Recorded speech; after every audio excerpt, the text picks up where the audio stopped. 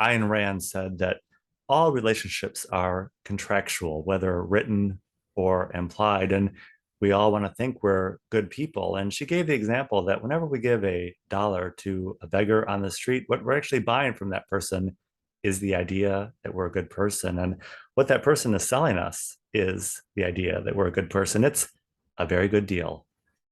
Welcome to Conservative Coffee Hour.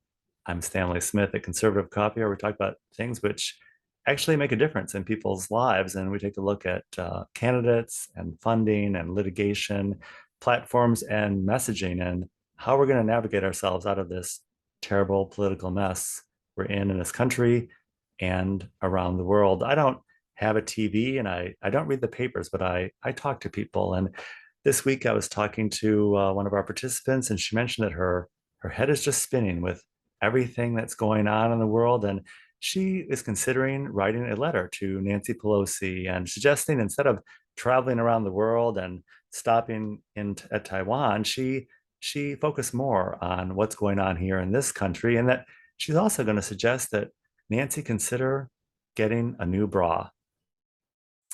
Focusing on things that are going on here in this country, I asked my friend, well, what are all these things telling you? And she said, well, it's all a distraction.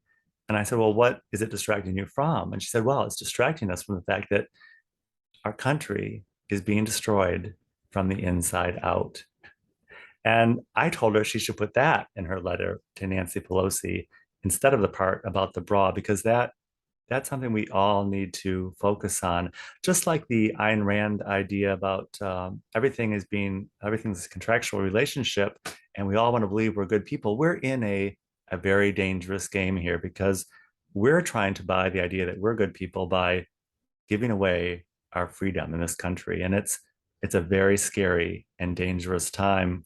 Laura Trump recently commented on the idea that it's no longer Democrat and Republican. It's really us against the establishment, because the establishment is both Republican and the Democrat Party. And I think that's a slow realization that I've had here at Conservative Coffee Hour, talking to guests for weeks and weeks now and hearing the growing frustration that the Republican Party really isn't the Conservative Party.